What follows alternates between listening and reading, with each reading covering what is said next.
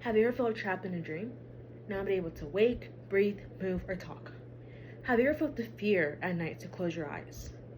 As many of us go through rough moments in life, it might feel like being in a prison with no escape. When you're in a sleep paralysis, you feel like it's lasting forever, like there's no end to it. And it feels like being in a prison. It feels like your mind has no escape, it had nowhere to run to. Although many of us may have experienced a sleep paralysis in our lifetime, maybe we never put much thought to it.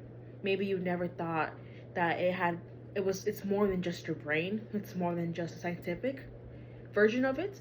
Maybe it's you, or your internal fears, or if you're religious, maybe it's a paranormal thing, or maybe it's a spiritual thing. Everyone faces fears. Fear of riding a roller coaster, fear of heights, even fear of spiders. I know the biggest fear I had to face was the sleep paralysis that were night after night, and it has brought me to where I am now. During this presentation, I will explore the following points. To start my sleep paralysis, afraid of facing the fear I felt, and for a better outcome, getting closer to God. The first main point was the beginning of my sleep paralysis, which wasn't as scary as the ones that I experienced beyond the first one. At first, it was just not being able to sleep, not being able to get right sleep after, move, talk. It was being just in one position with no way out. This started happening, constantly. And I did some research.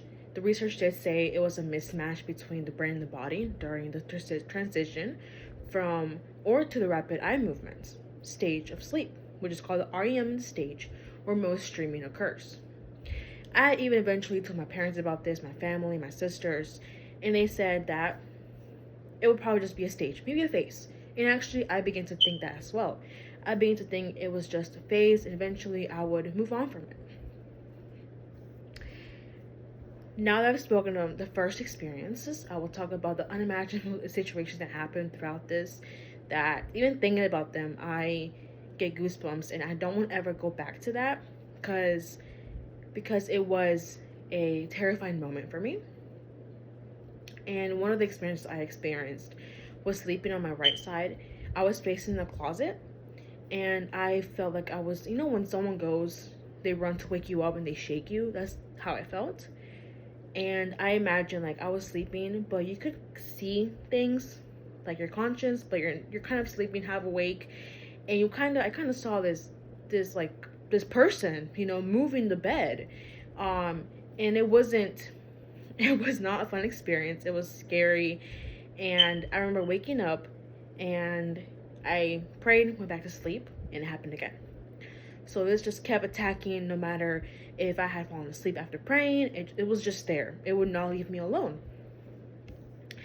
And another thing that happened was that one time my mom fell asleep with me. She said, let's pray, read some Bible verses, let's get this thing out of here.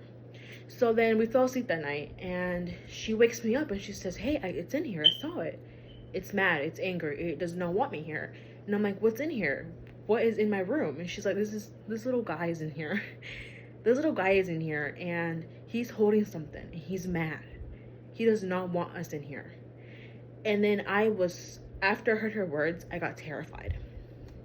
I was terrified, and I felt anxious. I was like, I am not falling back asleep. I'm staying wide awake. And I stayed awake the whole night. Eventually, I did fall asleep. Eventually, I felt like I was getting dragged. And this might have been mentally, because obviously it was not physically. But I felt like I was getting dragged out of my bed. And I felt like I was asking my mom for help. I was screaming, Mom, please help me. And she obviously didn't hear me. Eventually I woke up, and I said, no way that just happened. No way I just felt like I was getting dragged out of my bed. So I started lighting candles. I started praying more, reading more Bible verses. Listening to Christian music helped a lot as well.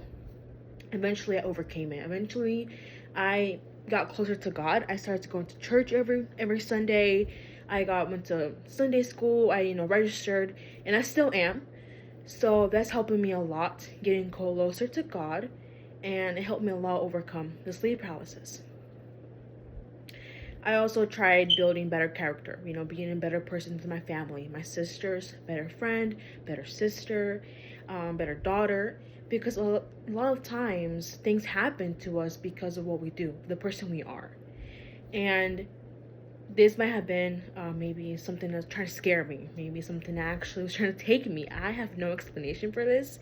I just know that if it wasn't for what happened, I would not be here. If I did not get close to God, I would not be here. And I think a lot of the times we face our fears with the help of God. We face those internal fears that we have held on to for such a long time. If eventually we find a solution or solutions, and it helps us become a better person. And a lot of us, we face our internal fears and we become better people. To sum it all up, I went through a hard time and faced a fear I would never have imagined having to face. With the help of loved ones, God, I was able to escape the sleep paralysis. I felt like my mind was in prison for a very long time. As many of us go through unimaginable experiences, it brings better outcomes. Even better or maybe worse outcomes, but it brings out an outcome that helps us become a better person. My experience of facing sleep paralysis on a regular basis at night and being afraid that led myself to get closer with God, led me to learning to be mentally strong, to become mentally strong. No one will ever take a step forward without facing their fears. In my case, I spent several nights in prison in my own mind, no way out until I was finally